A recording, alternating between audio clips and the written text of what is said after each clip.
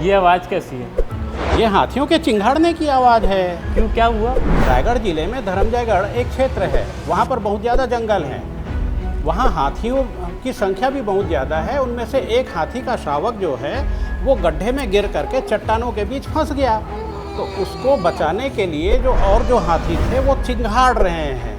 नमस्कार, मैं हूँ जितेंद्र शर्मा और मेरे साथ हैं नरेश सैनी और आप देख रहे हैं सीजी भास्कर। इससे पहले कि घटना के बारे में हम आपको विस्तृत जानकारी दें, अगर आपने हमारे YouTube चैनल अभी तक सब्सक्राइब नहीं किया तो सब्सक्राइब जरूर करें और अपना प्यार दुलार हम पर ऐसे ही बनाए रखें। तो ये घटना कब और कहाँ की है? धर्मजयगढ़ वन मंडल के बाकारूमा रेंज के जाम्बीरा बीट में हाथियों के दो दल, जिसमें से एक दल में 25 हाथी हैं और एक में 15 हाथी। इनमें से एक दल जब जा रहा था, शुक्रवार की रात करीब 2 से 3 बजे के बीच की बात है, तो उनमें से हाथी का एक शावक गड्ढे में गिर गया। अब उस गड्ढे में 2 चट्टान थे, इन 2 चट्टानों के बीच में फंस गया। उन हाथियों ने बहुत ज़्यादा कोशिश की उसको बचाने की या निकालने की, और वो बच्चा निकल भी नहीं रहा था, वहाँ पर वो चिल्ला रहा था। तो उसके जो दल में जो हाथी थे, 25 हाथियों का जो दल था, वो रात भर चिल्लाते रहे, चिंघाड़ते रहे, लोगों को सहायता के लिए आवाज़ देते रहे। तो क्या अभी भी वो हाथी का शावक वही चट्टानों के बीच में फंसा है? अरे नहीं, दरअसल हुआ ये कि जो हाथी मित्र होते हैं वो वहाँ से हमेशा वो जंगलों में का सर्च करते रहते हैं, देखते रहते हैं किसी जानवर को कोई तकलीफ़ तो नहीं है। तो वो सुबह सुबह जब निकले तो उनको हाथियों के चिंघाड़ने की खूब ज़्यादा आवाज़ आई। तो वो लोग उस दिशा में गए और उस दिशा में जाने के बाद उनको पता चला कि एक हाथी का शावक 2 चट्टानों के बीच फंसा हुआ है और बहुत ज़्यादा परेशान है, तड़फ रहा है। तो फिर उन्होंने इसकी जानकारी जो धर्मजयगढ़ वन मंडल है वहाँ के अधिकारियों को दी। अच्छा, तो अभी आपने हाथी मित्रों का जिक्र किया, वो क्या होते हैं? ये जो हाथी मित्र होते हैं वो कोई सरकारी कर्मचारी नहीं होते हैं। अच्छा, ये आसपास के जो जंगल क्षेत्र के जो लोग होते हैं उन्हीं में से कुछ लोगों को, खास तौर पे युवाओं को चयनित करके उनको हाथियों के बारे में प्रशिक्षण दिया जाता है। और ये प्रशिक्षण इस बात की पाते हैं कि हाथियों से लोगों को कोई दिक्कत ना हो और लोगों से कोई हाथियों को दिक्कत ना हो। ये हाथियों की आवाजाही के बारे में भी जानकारी रखते हैं और वन अमले, मतलब वन विभाग के जो कर्मचारी अधिकारी होते हैं, उनको इसके बारे में लगातार जानकारी देते रहते हैं। अच्छा। इनको हाथी मित्र कहते हैं। अच्छा, तो जब इस घटना की जानकारी वन विभाग के अधिकारियों को मिली तो उन्होंने क्या किया? तो वन विभाग धर्मजयगढ़ के जो डीएफओ हैं अभिषेक जोगावत जी, वो और एसडीओ, इन्होंने अपने वन कर्मचारियों को कुछ अधिकारियों के साथ में वहाँ पर मौके पर पहुँचने का निर्देश दिया।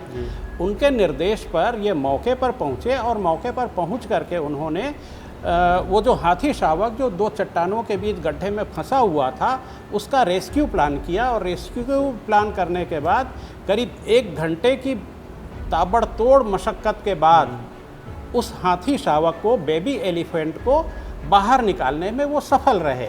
ये बड़ी अच्छी बात हुई। अच्छा, यानी कि वो शावक को बाहर निकाल लिया गया है?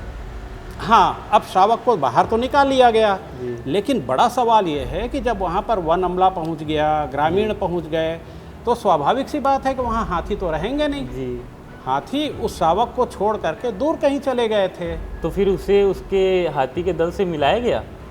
ये बड़ा चैलेंज था वन विभाग के सामने में। और वहाँ पर जो कर्मचारी थे उन्होंने फिर क्या किया कि उसको एक जाल के उससे घेरा एक बना करके उस हाथी शावक को, जिधर उन हाथियों के झुंड के होने की उनको सूचना थी या जानकारी थी, वहाँ तक वो ले करके गए और ले जा करके फिर वो कोशिश किए कि वो उसके आसपास उसको छोड़ दें।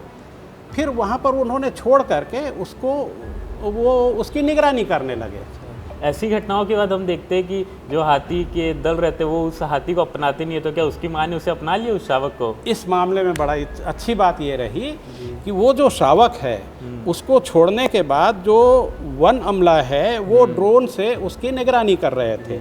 निगरानी के दौरान उन्होंने ये पाया कि वो जो शावक है वो धीरे से जब अपने झुंड के पास पहुंचा तो जो वहाँ के जो सीनियर और वरिष्ठ जो हाथी थे, उन लोगों ने उसको धीरे से अपने झुंड में मिलाया और वो उसकी जो माँ है वो तो मानो कि उसकी ममता ऐसी जागृत हुई कि अब उसका बखान नहीं किया जा सकता। अच्छा, तो शावक को निकालने में 1 घंटे का समय लग गया, तो उसे उसके झुंड से मिलाने में कितना समय लग गया होगा? अब जब शावक को वहाँ से निकाल लिया गया, रेस्क्यू कर लिया गया, उसके बाद चूंकि वनकर्मियों को और ग्रामीणों को जो शावक को लेकर के जा रहे थे, उनको वो जो हाथी हैं जो जहाँ पर से वो चिंगाड़ रहे थे, उस दिशा की पहचान करके फिर धीरे धीरे उस शावक को लेकर के उनको पहुँचना था वहाँ तक। तो वहाँ तक पहुँचने में उनको करीब 3 घंटे से ज़्यादा का समय लग गया। अच्छा, तो ये रायगढ़ और धर्मजयगढ़ है, वहाँ के ऐसे हाथियों के झुंड बार बार आते रहते हैं? छत्तीसगढ़ का एक बड़ा हिस्सा हाथी प्रभावित है। अच्छा। उनमें से रायगढ़, धर्मजयगढ़, कोरबा, सरगुजा का एक बड़ा हिस्सा जिसमें जशपुर भी है, और महासमुंद का मतलब वो बारनवापारा आपने सुना होगा, जो बड़ा जंगल क्षेत्र है वहाँ, और यहाँ तक कि रायपुर, अभी 2-3-4 साल पहले की बात है, रायपुर के आरंग के आसपास तक भी हाथियों का झुंड आ गया था। मतलब कुल मिलाकर के हम कह सकते हैं कि छत्तीसगढ़ का आधे से ज़्यादा हिस्सा या करीब करीब आधा हिस्सा जो है वो हाथी प्रभावित क्षेत्र है। अच्छा, तो रायपुर और आरंग तो शहरी क्षेत्र है, तो ये हाथियों के झुंड अपने जंगलों को छोड़ के शहरी क्षेत्रों में क्यों आ रहे हैं? बिल्कुल नरेश, ये सवाल तुम्हारा बहुत अच्छा है। दरअसल जो जंगल हैं जहाँ पर जो हाथी रहते हैं, वहाँ पर अब जंगलों के कटने के साथ ही पानी की समस्या गहराती जा रही है। उनके खाने की जो व्यवस्था है, हाथी शाकाहारी होते हैं, तो उनको शाकाहार जो चाहिए होता है वहाँ वो उनको अब नहीं मिल रहा है। तो वो खाने की तलाश में, पानी की तलाश में शहरी क्षेत्रों में, या कहें कि शहरी और ग्रामीण क्षेत्रों में वो आते हैं। और जब आते हैं तो जहाँ कहीं अन्न का भंडार होता है या खेत होते हैं या फसल लगी हुई होती है, तो वो वहाँ धावा बोलते हैं और फिर अपना पेट भरते हैं। तो इसमें हम हाथी को ही दोषी नहीं ठहरा सकते जी, इसमें हमारा भी दोष है।